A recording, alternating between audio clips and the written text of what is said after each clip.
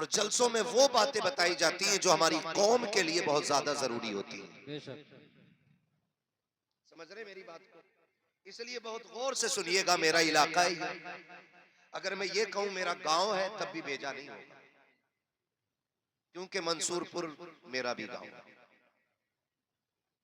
ये तमाम तर उलमा जो इस स्टेज पे मिंबर पे अभी तक बैठे हुए हैं, ये इस बस्ती को अपनी मान के आए हैं। अगर कोई नहीं आया इस महफिल में तो मुझे शिकवा होता ही नहीं। क्यों नहीं होता है? मेरा नजरिया ये है कि महबूब की महफिल को महबूब सजाते हैं, आते हैं वही जिनको सरकार बुलाते हैं। अगर कोई ये सोचे कि जी मैं नहीं गया, मैं अक्लमंद हूं, तो तेरी औकात क्या है तू हुजूर की महफिल में आने ना आने का फैसला कर सके? अगर मेरे घर की दावत में मेरी मर्जी के बगैर कोई नहीं आ सकता, तो हुजूर की महफिल में उनकी मर्जी के बगैर कैसे आ सकता है? वो तो तौफीक उन्हीं की तरफ से होती है। कोई शाहपुर से चला आया, कोई बहेड़ी से चला आया, भाई भगतपुर से चले आए, कोई कहां कहां से हमारे नौजवान आए हुए। किसने बुलाया सबको? हुजूर ने बुलाया, क्योंकि महफिल उन्हीं की। और हम जब महफिलों में बैठते हैं तो अपना ये शेवा रहता है कि रहने दो या डुबो दो, अब तो तुम्हारी जानिब कश्ती तुम्हीं पे छोड़ी लंगर उठा दिए। कारी इदरीस साहब को जहां तक मैं जानता हूं, बड़े दीन के हमदर्द हैं और पूरी कोशिश करते हैं कि मुझसे जितनी हो सके दीन की खिदमत करूं। हमारा नजरिया ये होता है कि हम लोगों की अच्छाइयां नहीं खराबियां तलाश करते हैं। जब हम अपने परिवार में बैठते हैं तो अपने परिवार की सिर्फ अच्छाइयों पे बात करते हैं। बुरा ना मानिएगा, मैं बहुत लोगों को जानता हूं जिन्होंने बाप के इंतकाल के बाद कहा कि जी मेरा अब्बा जन्नत में है। दावा क्या है? दलील क्या भाई तेरा अब्बा जन्नत में है? उसने कहा जी बड़े अच्छे आदमी थे, मैंने उन्हें देखा कि वो एक बार ना कुत्ते को अपने बर्तन से पानी पिला रहे थे, तो वो कुत्ते को बर्तन से पानी पिलाने वाली बात याद रह जाती है। और बाप जो इतनी फालतू करके पड़ोसियों की जोत तराना हराम की, वो किसी को याद नहीं रहती। साहब उसका भी होता है। मक्खियां जख्म पे बैठती हैं और दानिश्वर लोग कामयाब लोगों की कामयाबी पर उनकी तारीफ करते हैं, उनको सराहा करते हैं, ताकि अगर आज एक चिराग जला गए तो कल इसी जमीन पे 10 चिराग जलते हुए नजर आने चाहिए। मंसूरपुर अहले इल्म की बस्ती है, काबिल लोग रहते हैं। मेरे काबिल फाजिल दोस्त मौलाना इकरार साहब जेएनयू से पीएचडी किए हुए, जामिअतुर रजा के हमारे साथी भी। मैं जानता हूं मंसूरपुर में काबिल लोग रहते हैं, लेकिन आप मुझे बताइए मुझे तकलीफ किस चीज की हुई? कारी साहब मुझे तकलीफ इस चीज की हुई, मैं कितने साल पहले आया था? 5 साल मान लीजिए, 5 भी कह रहे 6 भी कह रहे, कितने साल हो गए? 5 मान लो, सारे बोले कितने? 5 साल पहले मैं इस मदरसे में आया था और आज फिर आया हूं। मैंने जब अंदर कदम रखा ना तो कोई खास तब्दीली नहीं थी। इन 5 सालों में मंसूरपुर के अंदर कितनी इमारतें बनी होंगी, कितनी बिल्डिंगें बनी होंगी, कितने घर सज गए होंगे, कितने लोगों ने अपनी मूंछ पे चिराग जला लिए होंगे। लेकिन क्या किसी को यह ख्याल भी आया कि हुजूर का घर है और वो भी अच्छा होना चाहिए? मेरे आजम भाई अभी पढ़ रहे थे इस्लाम रहेगा, इस्लाम क्या खाली ऐसे ही रह जाएगा कि हमारी कौम को आयतुल कुर्सी याद ना हो और हम सिर्फ नारों की बुनियाद पर इस्लाम को बाकी रखेंगे? जब कभी कौम के हालात पे बात करते हैं ना हम, इकरार से अक्सर गुफ्तगू होती है तालीम को लेकर के, तो बड़ा रोना आता है। इन्होंने बताया सबसे कम परसेंटेज यूनिवर्सिटीज के अंदर अगर है तो हमारे इलाके के बच्चों का है। दिल के फपोले जल उठे सीने के दाग से, इस घर को आग लग गई घर के चिराग से। कम से कम इतना तो कर लेते आप लोग कि ये इदारा अगर पिछले 4 साल पहले 50 गज के अंदर था तो आज इसे 300 गज के अंदर ले आते। नहीं कर सकते थे? कर सकते थे कि नहीं भाई? बोलो। आदमी 1 बीघे का मकान अकेला मेहनत करके लिंटर डाल लेता है और 5 बीसे के मदरसे को पटवाने के लिए जीभ निकल जाती है लोगों की। उल्टी करके जेब दिखाने लगते हैं, मौलाना कुछ भी ना दे, खाली चाय पी के आ रहे हो, बिस्कुट का पैसा नहीं था।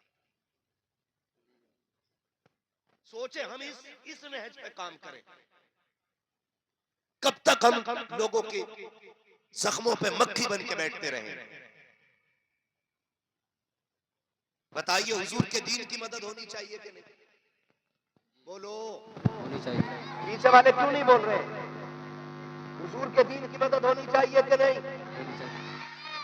हम आए भी हुजूर के लिए हैं और जाएंगे भी। मेरा इमाम कहता है जमीन व ज़मा तुम्हारे लिए। माशाअल्लाह, जो बच्चे बोल गए अल्लाह इन्हें बरकतें अता करे, इनके माँ बाप को बरकतें अता करे, और जो नाराज होकर बैठे अल्लाह उनके दिलों की गंदगी को साफ कर दे।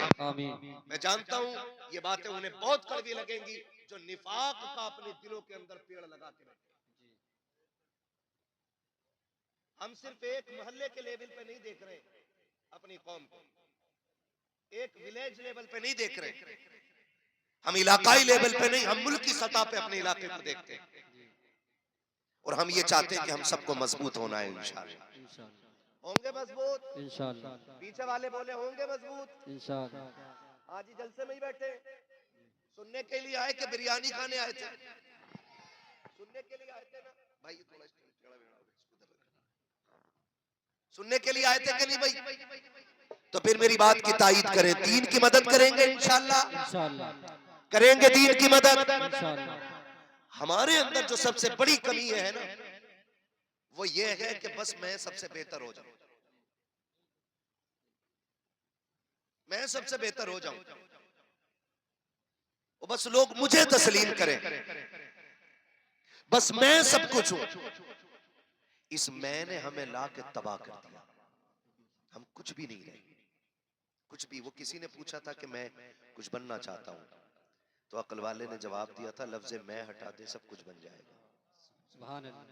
मिटा दे अपनी हस्ती को अगर कुछ मर्तबा चाहे, कि दाना खाक में मिलकर गुले गुलजार होता है। सुभान अल्लाह। मंसूरपुर अहले इल्म की बस्ती भी है, अहले सरबत की बस्ती भी है, और अहले दिल भी यहाँ रहते हैं। कंजूस इलाका नहीं है मंसूरपुर, दिल वालों का इलाका है। पता नहीं क्यों तवज्जो नहीं गई मदरसों की तरफ। मैयतें होती हैं यहाँ, अरे लोग मरते हैं।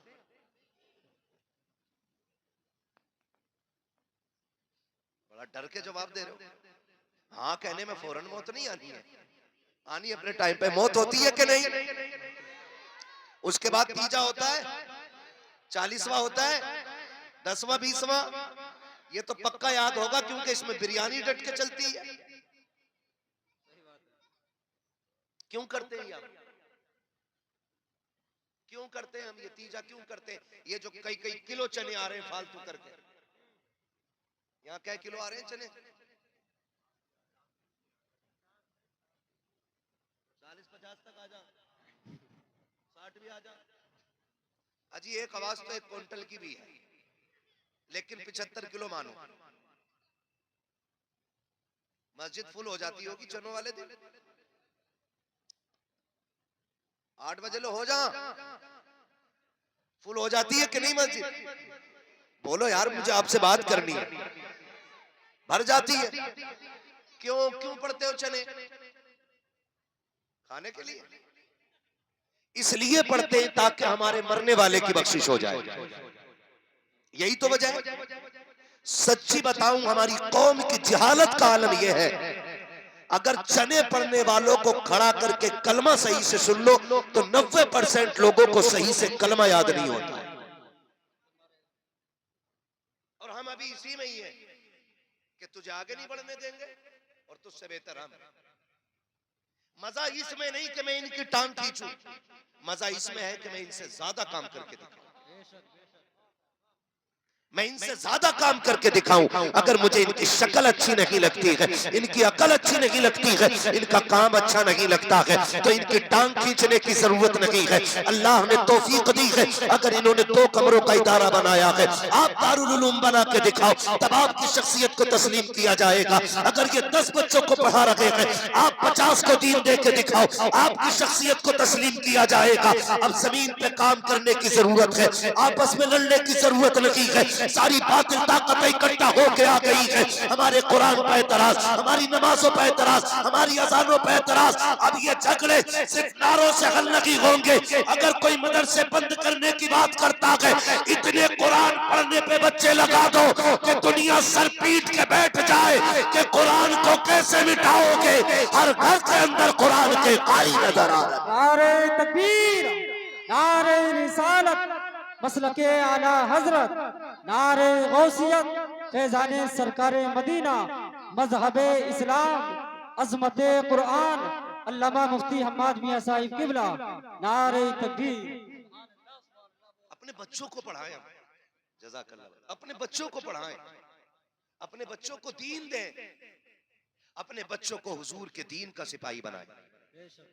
आवाज कम ना करो भाई, इसकी एक को कम कर दो, आवाज कम ना करो। अपने बच्चों को हुजूर का दीन दें। हमारी बहुत बड़ी कमी है, मान लें इस बात को। अगर मैं बैठ के ये कह के चला जाऊं आप जन्नती हो, तो आप ना सुबह तक टांगे फैला के सोओगे कि मौलवी तो जन्नती कह के चला ही गया। जन्नत इतनी सस्ती होती तो बिलाल कोड़े ना खाते। जन्नत इतनी सस्ती होती तो करबला में 72 शहादतें नहीं होती। जन्नत अगर इतनी सस्ती होती तो हजरत जुनैरा की आंखें ना निकाली जाती।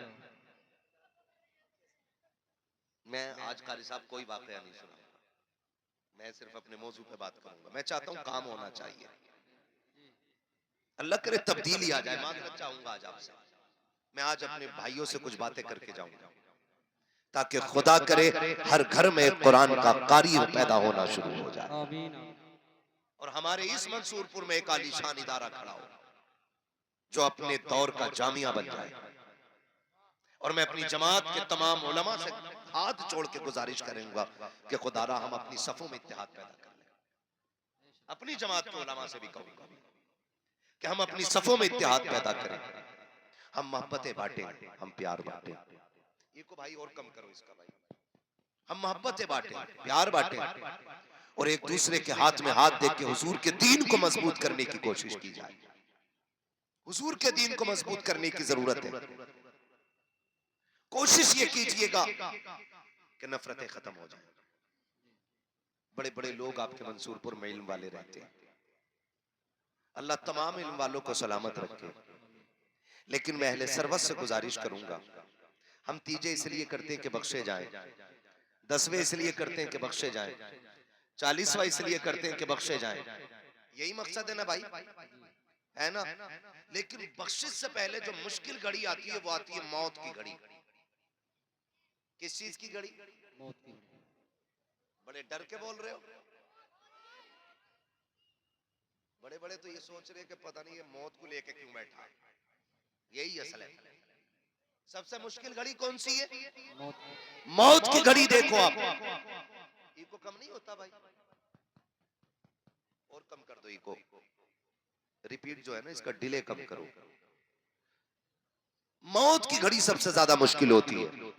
आपने जगह जगह देखा होगा जब मौत का वक्त आता है ना और रूह अटक जाती है ना यहाँ इस हंसली की हड्डी में आके और आसानी से नहीं निकलती है ना, तो फिर औलाद दौड़ती है, हाफिज जी लाओ, मौलाना को पकड़ो, कोई पानी पढ़ दे। इससे बड़ी बेबसी की मौत क्या होगी कि मरने वाले के सरहाने कोई कुरान पढ़ने वाला ना हो। क्या कर लिया आपने? 4 प्लॉट छोड़ दिए। क्या कर लिया आपने? आपने 4 माला बिल्डिंग बना दी। आप अगर करोड़ों का बैलेंस बैंक में छोड़ के जा रहे हो औलाद के लिए तो कोई कमाल की बात नहीं है। मजा तो तब है जब अपने पीछे कुरान पढ़ने वाला छोड़ जाओ। सुभान अल्लाह। वरना ये दुनिया इतनी बड़ी बेवफा है। हमने जनाजों को उठते देखा है, हमने लोगों को मरते देखा है, हमने दफन होते देखा है। खुदा की कसम तारीख गवाह है, ये जो कब्रिस्तान में मिट्टी देने वाले लोग आते हैं, ये हमदर्दियों में नहीं आया करते हैं, ये आपकी मोहब्बत में नहीं आते हैं। इनमें 50% से ऊपर इसलिए आते हैं किबला कि ये हमारे बाप के दफन में गया था, हमारे दादा के दफन में गया था, हम पर्दा उतारने के लिए आए हैं। और अगर जरा सी देर नमाज जनाजा को हो जाती है तो आवाजें आने लगती है, धूप तेज के जल्दी पढ़ाओ जी, खड़ा नहीं हुआ जा रहा है, जल्दी नमाज जनाजा पढ़ा दी जाए।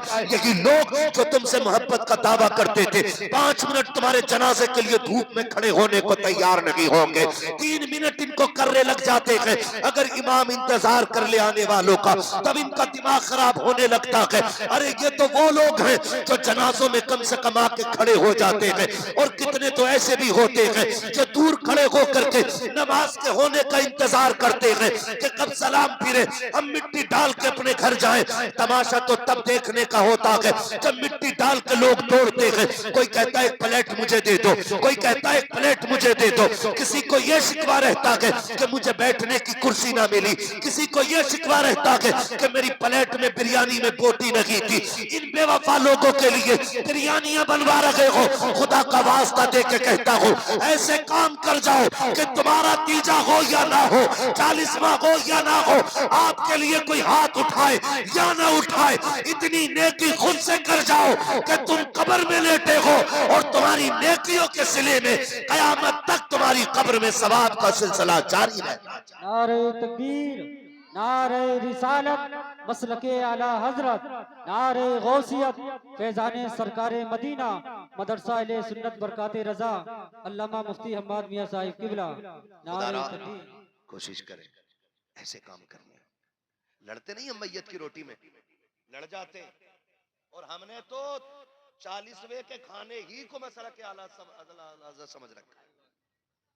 हाँ, जो 40वें की रोटी ना खाए कहते हैं कि सुन्नी ही नहीं है। सुन रहे मेरी बात? ये सुन्नी नहीं। पहले जीना मुश्किल था, अब तो मरना मुश्किल कर दिया लोगों ने। एक गरीब अगर हॉस्पिटल के अंदर होता है ना तो उसे ये फिक्र कम सताती है कि मैं मरने वाला हूं, उससे ज्यादा ये फिक्र सताती है कि मेरे बाद मेरी औलाद तीजे के चने कहां से लाएगी। ये पूरे जिम्मेदार उलमा बैठे, इनसे पूछो क्या 70,000 कलमे के लिए या 1.5 लाख कलमे के लिए मुझे ये बताओ क्या 50 किलो चने काफी हो, जरूरत पड़ेगी 50 किलो की? भाई जो काम 20 किलो चनों में हो सकता है उसके लिए 50 किलो चने, सोचे जरा। कह रहे हैं जरा 1.5 क्विंटल ले आइयो, और चने पड़ने वाले भी कम ना, कह रहा है यार जरा मुट्ठी भर के दो। कंडीशन हमारी देखें, हम दीन पे रह गए। पहले जीना मुश्किल था, मरना मुश्किल हो गया। माफ कीजिएगा थोड़ा कड़वा बोल रहा हूं, लेकिन बोल मसला के आदत की रोशनी में रहा हूं, अपनी एक एक बात का जिम्मेदार हूं। खुदारा मैयतों के खर्चे हल्के कर दो, मैयतों के खर्चे हल्के कर दो, और इस पैसों को उठा करके अपने बच्चों की तालीम पे लगाना शुरू कर दो। अब्बा मर जाए, रसीद का मसला होता है ना, तो 20 रुपए दिखाता, 50 रुपए, हाँ 50 रुपए दिखाता, छोड़ो वो पागल है, 50 रुपए दिखाता आदमी, मदरसे के नाम पे 50 रुपए। और मैयत की रोटी कह रहा, जैसी हॉस्पिटल से खबर आई कि आज फला खत्म हो गया, अल्लाह ना करे कि किसी के सर से बाप का साया उठे, अल्लाह ना करे किसी को भाई का जनाजा उठाना पड़े, अल्लाह ना करे किसी को मुश्किलों का सामना करना ना पड़े। मेरे भाई कोशिश ये कीजिएगा कि हम ये मैयतों के खर्चे घटाएंगे इंशाअल्लाह, घटाएंगे इंशाअल्लाह, घटाएंगे मैयतों के खर्चे। इंसान हॉस्पिटल में बीमार है, बीमार है, और बीमार बंदा हॉस्पिटल के अंदर है, वहां से अचानक खबर आई कि फला नहीं रहा। 4 अक्लमंद लोग बैठ के दरवाजे पे पता क्या कहते हैं, 4 लोग आके कहते हैं यार फला खत्म हो गया, बताओ बिरयानी बनवाओगे कि उड़द चावल बनने हैं? जब ये बात यतीम के सामने की जाती है ना, पता कर लो घर में चावल है कि मोल आने, समझे एक मरने वाले का दर्द क्या है। एक गरीब आदमी जब हॉस्पिटल में मरता है ना, तो पहले ही 50,000 के कर्जे में डूबा होता है वो। उन्हें फिक्र होती है कि ये जेवर बेच के जो हमने अब तक इलाज किया है, 50,000 हमने रिश्तेदारों से लिया था कि ठीक हो जाएंगे तो इनका कर्जा उतार दिया जाएगा। खुदा के वास्ते देखो तो सही होता क्या है, जब मरने की खबर आती है ना, फला इंतकाल कर गया है, तो कुछ लोग कब्र खोदने में लग जाते हैं, कुछ खाने की फिक्र में लग जाते हैं। आपसे मैं इतना कहना चाहता हूँ, अगर आपको पता लग जाए ना कि किसी का इंतकाल हो गया है, आपको पता चल जाए कि कोई मर गया है, तो खुदा के वास्ते या तो खाना अपने घर आके खाइए या घर से खाना खा के जाइए। कोशिश कीजिएगा कि यतीमों पे बोझ कम हो, वरना यतीमी का दाग बड़ा दर्द देता है। उनसे पूछो जिन्होंने अपनों के जनाजे उठाए हैं, हमें बिरयानी की पड़ी रहती है, हम पूछते हैं कि छोटे का गोश्त पड़ना है बिरयानी में या बड़े का गोश्त पड़ना है बिरयानी में। उस यतीम से पूछो जिसके सर से आप आज बाप का साया उठ गया है, उस बेवा से पूछो जो पूरी जिंदगी अपने शोहर को याद करके रोती रहेगी, उससे पूछो कि अपनों की जुदाई का एहसास कितना रुलाएगा। खुदा का वास्ता दे के कहता हूँ, मैयतों की रोटी कम कर दो। अगर हमें ये पता चल जाए कि फला गरीब दुनिया छोड़ के चला गया है, अपने पीछे यतीम जो छोड़ के गया है उनके ऊपर 10-20 हजार का कर्जा है, तो इतनी मेहरबानी कीजिएगा 150 रुपए जेब में डालो। डालने के बाद आओ मरने वाले के दरवाजे पे, पूछने की जरूरत नहीं पड़ती है कि यतीम कहाँ है। देखो जिसके मुंह में पानी डाला जा रहा है वो बेटी यतीम हो गई है, जिस बेटे को लोग गोद में लेके फिर रखे हैं आज उसके सर से बाप का साया चला गया है। जेब से निकाल 1,500 रुपए यतीम की जेब में डाल दे। मैं नहीं जानता कि इस पैसे को देते हुए तुम्हें या मुझे क्या तकलीफ होगी, लेकिन खुदा की कसम जब बाप के दफन के बाद यतीम जेब से वो मदद के पैसे निकालेगा और वो एक बार मुस्कुराएगा, खुदा की कसम काबे वाला भी राजी हो जाएगा, मदीने वाला भी राजी। नारे तकबीर, नारे रिसालत, मसलके आला हजरत, नारे गौसियत।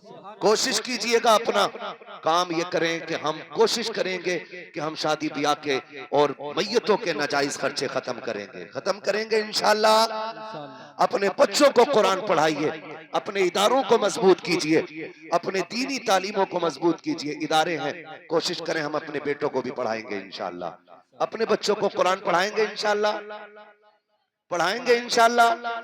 कोशिश कीजिएगा, और मैं बच्चों से कहूंगा, मेरे सामने जो छोटे बच्चे बैठे हैं, कोशिश करना मेरे बेटे तुम भी पढ़ो, पढ़ोगे ना इंशाल्लाह। कोशिश कीजिएगा, हम सब पढ़ेंगे इंशाल्लाह, और इतना जरूर पढ़ेंगे कि बाप के मरने के बाद हमें फातिहा पढ़ने का टाइम मिल जाए। पढ़ेंगे इंशाल्लाह। कोशिश कीजिएगा हम लोग पढ़ें। और बेटे अगर हम मोबाइल चलाते हैं तो कम चलाइएगा, इसलिए कि जब हम ज्यादा मोबाइल चलाएंगे, नहीं पढ़ेंगे, तो हमारा आने वाला कल बहुत खराब हो जाएगा। अगर स्कूल में पढ़ते हो, तालीम हासिल करते हो, तो मदरसे में, स्कूल में, जहां भी पढ़ते हो, पढ़ाई मेहनत से कीजिएगा इंशाल्लाह। करेंगे इंशाल्लाह, करेंगे इंशाल्लाह, पढ़ेंगे बच्चे इंशाल्लाह। हाथ उठा के वादा करें बच्चे, माशाल्लाह। हाँ, जहां भी जाते हो, स्कूल जाते हो, मदरसे जाते हो, हमारे दीन को, तालीम को, हमारे लोगों को दीन और इस्लाम की जरूरत है, तो हम अपने बच्चों को दीन सिखाएं, मेहनत से पढ़ें।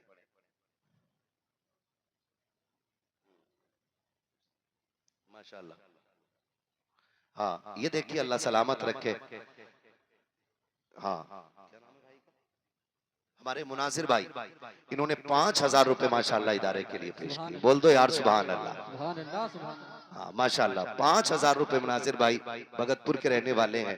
अल्लाह ताला इनकी बिजनेस में बेपना बरकत अता फरमाए, आमीन आमीन इनको अल्लाह दिन दूनी रात चौगनी तरक्की अता फरमाए। आमीन। खुदा करे कि इनकी नस्लों के रिस्क में बरकतें हो जाए।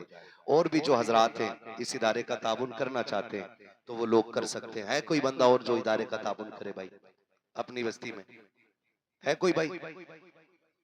मंसूरपुर के कितने लोग हैं, हाथ उठा के बता दें जरा। मंसूरपुर के, सुभान अल्लाह, है ना, इतने लोग हैं। हाँ माशाल्लाह, तो मदद करेंगे भाई अपने इदारे की। और भी कोई लोग हैं जो ताबुन करना चाहते हैं? माशाल्लाह, ये हमारे भाई ने,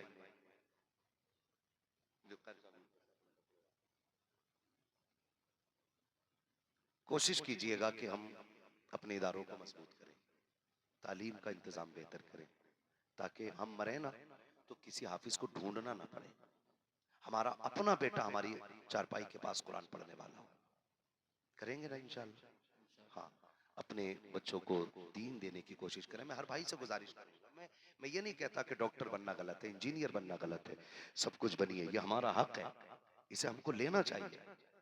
ये नहीं कि भाई हम नहीं पढ़ेंगे, भाई हमारी तालीम नहीं, सारी तालीम हमारी है, सारी तालीम हमारी है, लेकिन साथ में कोशिश ये कीजिएगा कि हम दीन भी जरूर सीखेंगे इंशाल्लाह। इंशाअल्लाह। अपने बच्चों को भी सही, लोग मरते हैं ना तो कोई कब्र पे फाता पढ़ने वाला नहीं मिलता है, 10वें की फाता होती है तो पकड़ के लोग लाने पड़ते हैं। अपना ही बेटा हो और अपनी कब्र पे खड़ा हो, रो के कहे अल्लाह मेरे बाप को बख्श दे, खुदा की कसम, जब वो रो के कहता है खुदा की रहमत नाजिल होना शुरू हो जाती है। और अपनों के लिए जितना अपना दर्द के साथ दुआ कर सकता है ना, उतना कोई और नहीं कर सकता है। इसलिए मेरे भाई, हम खुद भी पढ़ें और अपने बच्चों को भी दीन दें। असल जो है ना वो दीन ही है। बेशक। असल क्या है? जी। दीन ही है। तो हम दीन की तरफ आगे बढ़ें, अपने इस इदारों को मजबूत करें और कोशिश करें कि ये एक नहीं, मंसूरपुर में 3-4 इदारे कायम होने चाहिए कि भी नहीं, ताकि हमारे बच्चों को तालीम मिले, हमारे बच्चों को इल्म दीन मिले।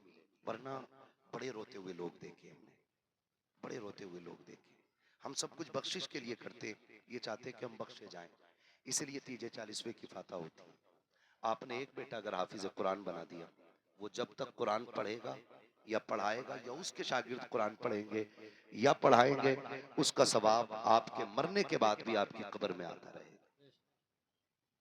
अच्छा, अगर कोई मर जाए तो सबसे बेहतर तरीका तो मैं ये समझता हूँ, सबसे बेहतर तरीका ये कि अगर हमारे घर में कोई मर जाए ना, तो हम एक काम करते हैं, बाजार जाते हैं और डायरेक्ट ना पेटी का हदिया कराते हैं, वो मस्जिद में लाके रख देते हैं। इतनी पेटियां हो गई कि मुसल्ले तक पेटियां आ गई और पढ़ने वाला कोई नहीं है।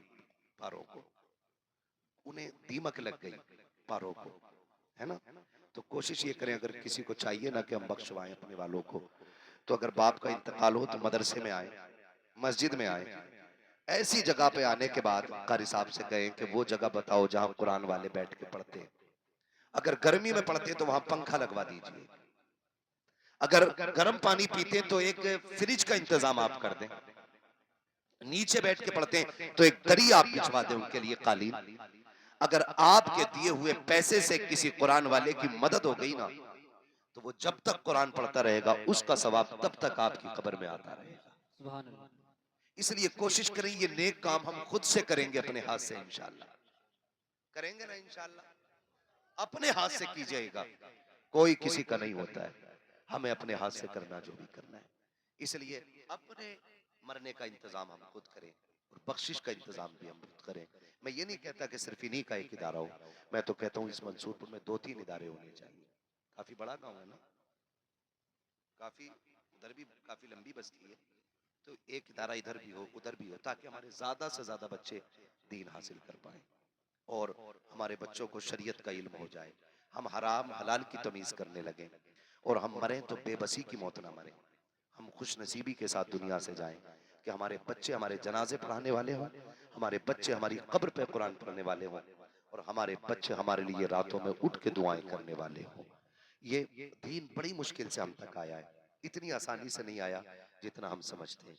बड़ी बड़ी कुर्बानियां लगी हैं दीन के लिए, सहाबा इकराम ने घर की दौलतें लगाई हैं। मेरे नबी ने ऐलान किया, सहाबा मुझे आज दौलत की जरूरत है, दीन के लिए चंदे की जरूरत है, दें। तो जिसके पास जो था ले लेकर के आए। जानते हो हजरत उमर ने अपनी सारी दौलत इकट्ठा करके ना उसके 2 हिस्से किए, 2 हिस्से उसके किए सारी दौलत के, और आधा अपने घर छोड़ा, आधा हुजूर की बारगाह में लेके आए। और थोड़ी देर के बाद देखा तो अबू बकर सिद्दीक सारा ही माल लेकर के हुजूर की बारगाह में आ गए, सारा माल लेकर के आ गए। हुजूर ने पूछा घर क्या छोड़ा, कहते हैं अल्लाह और उसके रसूल का सहारा छोड़ के आया। सुभान अल्लाह। तो दीन के लिए जब जब जरूरत पड़ी है, सहाबा इकराम ने सारी दौलत लगा दी है, लोगों ने जान की कुर्बानियां पेश की हैं, लोगों ने माल की कुर्बानियां पेश की है। हम भी ये जज्बा पैदा करें कि इंशाअल्लाह जान माल की कुर्बानी पेश करेंगे अपने इदारों को, इंशाअल्लाह। वादा करते हैं इंशाअल्लाह। इंशाअल्लाह। जब हमारे बच्चे पढ़े लिखे होंगे तो उन्हें बाप की कदर मालूम होगी, बाप का एहतराम पता होगा, उन्हें रिश्तों की कदर मालूम होगी। माँ क्या होती है, माँ कौन होती है, ये मदरसों में बताया जाता है, ताकि हमारे बच्चे बाप का, रिश्तों का, नस्ल का, इन चीजों का लिहाज करने वाले हो। इसलिए मेरी आपसे गुजारिश है, अपने बच्चों को पढ़ा लीजिएगा, ताकि हमारे बच्चों को दीन के बारे में पूरी पूरी जानकारी हो जाए। और जो नहीं पढ़ सके या कमा रहे हैं, काम में लगे, उनसे इतनी गुजारिश है कि जो पढ़ रहे हैं या पढ़ा रहे हैं, अपनी दौलत उनके हवाले करके थोड़ा बहुत जो भी हस्ब हैसियत है उसमें अपना हिस्सा शामिल कर लें, ताकि कयामत में ये कहने को जगह हो जाए तुम्हारे और हमारे लिए कि हम आपके दीन के लिए, अपने इस्लाम के लिए कम से कम इतनी कुर्बानी दे के आए। करेंगे इंशाअल्लाह, इतना इंशाअल्लाह। करेंगे। मैं आपसे गुजारिश करूंगा जो अहले खैर हजरात इस नियत से यहाँ बैठे कि इंशाअल्लाह कोई ना कोई मदद हम जरूर करेंगे, तो गुजारिश है आपसे कि जो हजरात भी इस इदारे का ताउन करना चाहते हो तो वही इस इदारे का ताउन अभी भी कर सकते हैं, कल भी कर सकते हैं और बाद में भी कर सकते हैं, ताकि हमारे बच्चों की तालीम का इंतजाम अच्छा हो जाए। करेंगे इंशाअल्लाह। इंशाअल्लाह। थोड़ी देर में पीर तरीक़त रहबर राह शरीयत हुजूर आसन मियां साहब कबिला की आमद होने वाली है। भोजपुर से निकल चुके हैं, इसका मतलब कितनी देर लगेगी आने में? आता बहुत जल्द इंशाअल्लाह हजरत तशरीफ लाने वाले हैं। आप हजरत का चेहरा देखिए और फैसला कीजिएगा, अगर आला हजरत के पोते का हुस्न ऐसा है तो खुद आला हजरत का हुस्न कैसा रहा सुभान होगा, अल्लाह। आप देख करके फैसला कीजिए। जिन्होंने पूरी जिंदगी ये कहा तेरी नस्ल पाक में है, सुभान बच्चा अल्लाह। बच्चा नूर का, तू है ऐने नूर तेरा, सब घराना जोर से तेरा, सारे बोलो सब तेरा, सब घराना नूर का। आप देखें अल्लाह ने उनके घराने को कितना नूर अता फरमाया है। आने वाले हैं वो, हम बरेली वाले लोग हैं। आला हजरत ने हमारे ईमान की हिफाजत की है, आला हजरत ने हमारे अकीदे की हिफाजत की है, उन्होंने हमारे सीने में इश्क रसूल भरा है। उन्हीं की नात खानी का नतीजा है कि हर बच्चे को हुजूर की नात का एक दो शेर जरूर याद होता है। बेशक सुभान अल्लाह। जैसे मैं देखो अंदाजा लगाता हूं, मैं पढ़ूं, जिन्हें याद हो वो मेरे साथ पढ़े। सबसे आला व औला, हमारा नबी। सबकी आवाज आ रही, सबसे आला व औला, सबसे बाला वो बाला, हमारा नबी। ये किसने सिखाया? आला हज़रत। किसने सिखाया? जोर से किसने सिखाया? आला हजरत ने सिखाया है। लोग कहते हैं हम मसला के आला हजरत का नारा लगाना छोड़ दें, कैसे छोड़ सकते हैं? हर फजर की नमाज के बाद हमारी मस्जिद से आवाज आती है, डाल दी कल्ब में सुभान अल्लाह।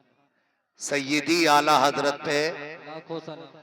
जोर से सैयदी आला हजरत पे। लाखों सलाम। ये हर फजर बाद, क्योंकि हमारी कौम नमक हराम नहीं नमक हलाल है। हम जिसका खाते हैं उसका, जिसका खाते हैं उसका गाते हैं। जब तक जिंदा रहेंगे मसला के आला हजरत अपनी ताकत के साथ लगाते रहेंगे। मैं लगाऊं एक नारा, जवाब मिलेगा ना? इश्क मोहब्बत, इश्क मोहब्बत। आला हज़रत, आला हज़रत। पीछे वाले भी बरेलवी हैं,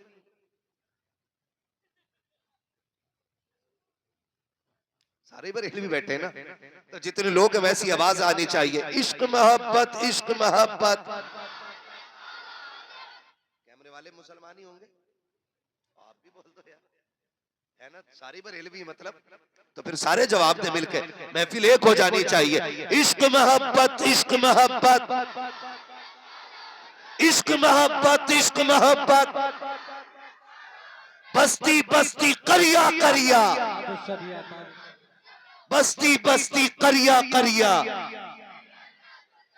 ये नारा पूरी जिंदगी लगाते रहना इंशाअल्लाह। है ना? कोई जले या मरे, कोई जले या मरे, ये नारा, ये नारा, जोर से ये नारा। और जवानों से कहूंगा अपनी आने वाली नस्लों को ये बता देना, मोहताज होके मर जाना, गरीब होके मर जाना, आला हजरत से बगावत करके नहीं मरना है। ठीक है ना जी? आला हजरत फरमाते हैं हश्र तक लहरा, कब्र में लहराएंगे ता हश्र चश्मे नूर के, जलवा फरमा होगी जब तलत रसूलुल्लाह की। आला हजरत ने ना, कोई लोग जो लड़ा देते हैं ना, कहते हैं जी आला हजरत ने जो है ना काफिर बनाए लोग और बड़े सख्त थे। मैं कहता हूं अगर आला हजरत को पढ़ो तो समझ में आता है। आला हजरत अपने वक्त के सबसे बड़े सूफी को कहा जाता है। हाँ, अपने वक्त के गजाली को इमाम अहमद रजा कहा जाता है, अपने वक्त के जामी को इमाम अहमद रजा कहा जाता है। उनकी तारीख पढ़े ना तो कितनी कितनी सॉफ्ट तबीयत, कितनी नर्म तबीयत थी आला हजरत की। सरकार आला हजरत बैठे हुए और आला हजरत के एक शागिर्द जिनका नाम अल्लामा जफरुद्दीन बिहारी रहमतुल्लाह तआला अलैह, ये बैठे हुए थे आला हजरत के साथ। सुने आला हजरत कौन है, किधर जा रहे हो खान साहब? हजरत आ गए, बैठे रहिएगा, हजरत आने वाले हैं इंशाल्लाह।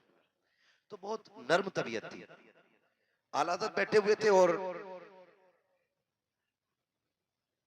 अल्लामा जफरुद्दीन बिहारी रहमतुल्लाह तआला अलैह, मलिकुल उलमा जिनको कहा जाता, वो बैठे हुए थे। एक बच्चा आया, सुने जरा, तवज्जो करें, तवज्जो, आराम से बैठे, कोई नहीं।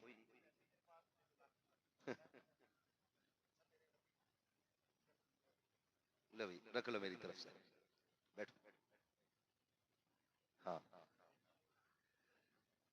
बात पूरी कर लूं मैं, अभी थके तो नहीं है ना? जो नहीं थके वो बोले या रसूल अल्लाह। तो मैं बता रहा हूं आला हजरत कौन है हमारे और कैसे हैं आला हजरत।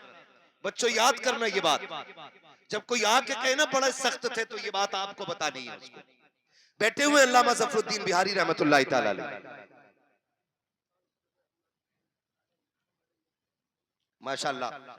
एक बहन है आलम जहां खातून, उन्होंने 500 रुपए मदरसे के लिए पेश किए हैं, जो मंडइयों की रहने वाली है। अल्लाह ताला उन बहन के भी नजराने को कबूल फरमाए। हाँ जी, उम्मीद है भाई भी कोई ना कोई होगा जो 1500 रुपए देगा, है ना?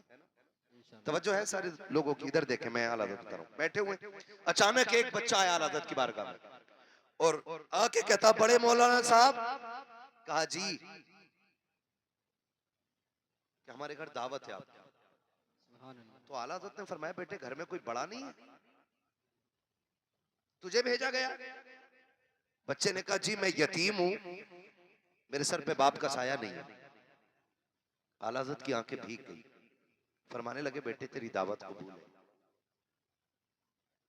आपने मुस्कुरा के पूछा, खिलाओगे क्या बेटे? उसकी गोद में ना चने का साग था, उसने कहा, जी इसकी भुज्जी बनेगी और रोटी बन जाएगी।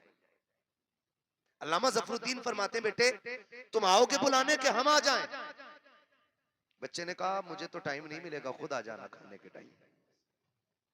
इतना बड़ा अल्लामा, 1000 किताबों का मुसन्निफ, जिसने मदीने जाके हुजूर को सर की आंखों से देखा हो, सुभान अल्लाह। वो कह रहे हैं, ठीक है बेटे हम आ जाएंगे। दावत का वक्त आया, सरकार आला हजरत अल्लामा जफरुद्दीन गए बिहारीपुर ढाल पे और जाके अल्लामा जफरुद्दीन ने दरवाजा बजाया। अंदर से यतीम बच्चा निकला, आके बोला, आ गए आप लोग? कहा जी। बच्चे ने कहा, ठहरो अभी आता हूं। अंदर गया, एक टाट का टुकड़ा लाया, यतीम था, घर में कोई खासा सामान नहीं था, और ला के कहने लगा, इसे बिछा के बैठ जाइए। जो घर के आगे खाली जगह थी, कहा यहां बैठ जाइए, खाना मैं लेके आता हूं। अल्लामा जफरुद्दीन और सरकार आला हज़रत बैठ गए। जो भी निकलता कहता, हुजूर आप यहां कैसे? मुस्कुरा के कहते, हमारी दावत है, तुम जाओ। आला हज़रत शरीयत के इतने पाबंद थे कि आपने कहा, हमारी दावत है, तुम्हारी नहीं। दावत जितने लोगों की हो उतने लोगों को जाना चाहिए।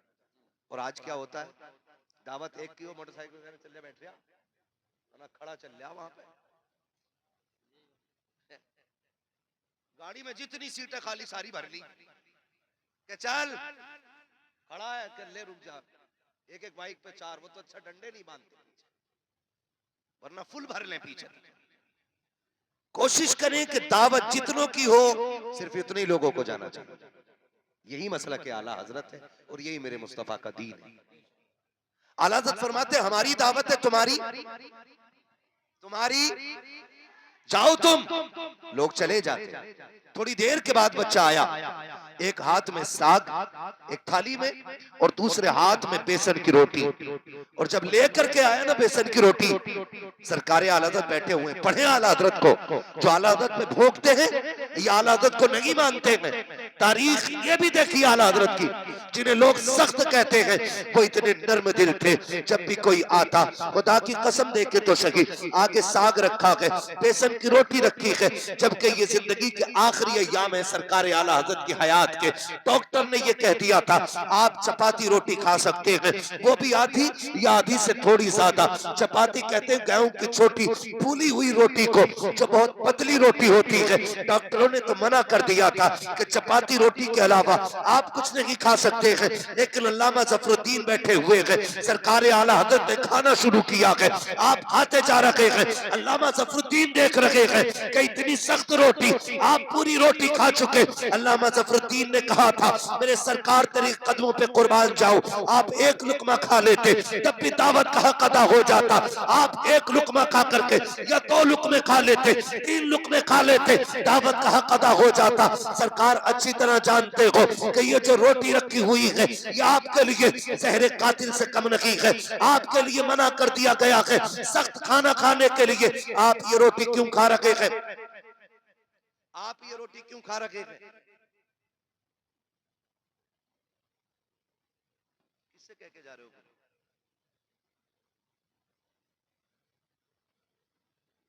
कोई बात नहीं है, अपने गांव में सब कुछ चलता है, यहाँ कुछ भी हो सकता है, टेंशन ना लेना। बोलो सुभान अल्लाह। सुभान अल्लाह। हाँ जी, सरकार आला हज़रत खाना खा के जब फारिग हुए तो अल्लामा ज़फरुद्दीन ने कहा था हुजूर अगर 1-2 लुकमे खा लेते तब भी काम हो जाता, आपने ये एक रोटी पूरी खा ली, कितना नुकसान देगी। तो सरकार आला हज़रत का जवाब सुने, फरमाने लगे यतीम था बच्चा, अगर मैं एक लुकमा खा के उठ जाता तो सोचता शायद खाना अच्छा नहीं था, इसलिए एक लुकमा खा के उठ गए। तो मेरे इमाम ने कहा था ज़फरुद्दीन साहब मैंने पूरी रोटी इसलिए खाई है ताकि यतीम खुश हो जाए, सुभान अल्लाह। कि मैं अपनी बीमारी तो गवारा कर सकता हूं, यतीम की दिल आजारी गवारा नहीं कर सकता। और मेरे नबी किसी का दिल तोड़ने के लिए नहीं आए, दिल जोड़ने के लिए आए। इसलिए अहमद रजा भी दिल जोड़ने की कोशिश करेगा, दिल तोड़ने की कोशिश नहीं करेगा। तो आला हज़रत को पढ़े, इस तरह से सरकार आला हज़रत ने हुजूर की एक सुन्नत पे मजबूती से अमल करने की कोशिश की है और अमल किया है। इतने नर्म दिल भी थे। अल्लाह का शुक्र है आला हज़रत हमारे हिस्से में आला हज़रत आए। ये रब का बड़ा एहसान है, आला हज़रत हमारे हैं। सारे बोले आला हज़रत हमारे हैं। हमारे हैं। और अभी जो आने वाले हैं हुजूर साहिब सज्जादा अल्लामा हसन रजा खान, ये 15 से 20 लाख लोगों की मेजबानी करते हैं बरेली शरीफ में। सुभान अल्लाह। हिंदुस्तान का सबसे बड़ा जलसा अगर कहीं होता है तो कहां होता है? जोर से बोलो। बरेली शरीफ में होता है। हिंदुस्तान का सबसे बड़ा अगर कोई जलसा होता है तो दरगाह आला हज़रत का जलसा होता है, और उस जलसे को उर्स रज़वी का नाम दिया जाता है।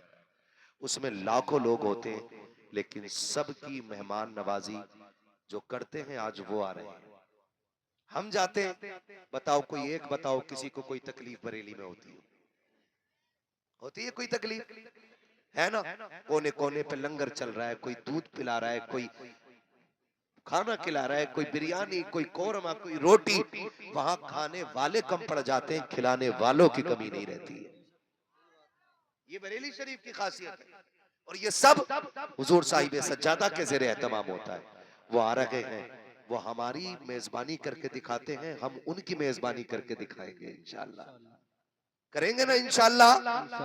वो आए तो उन्हें कोई तकलीफ नहीं देनी है, उन्हें रास्ता दे देना है, क्योंकि आने वाला आम बंदा नहीं, आला हज़रत का शहजादा आ रहा है। हमारी ये मरकजी शख्सियत तशरीफ ला रही है।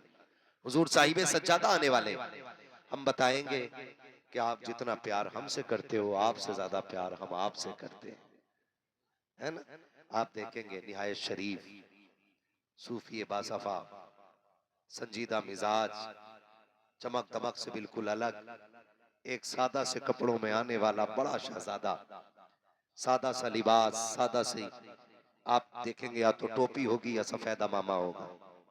इसी लिबास में पूरे हिंदुस्तान में मसलक के आला ज़त को आम करने वाला शहजादा हुजूर हसन मियां की शक्ल में आने वाला है।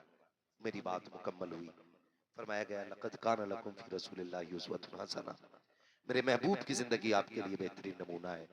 मैं कैमरे वालों से कहूंगा सारे अपने कैमरे बंद कर लो। हुजूर हसन मियां तशरीफ लाने वाले हैं। सारे बिल्कुल हटा दें भाई, फौरन हटा दें, लाइव वाइव सारा बंद कर दें। आप मान जाओ, जब आपसे कहा जा रहा है तो सारे लोग बंद कर दो।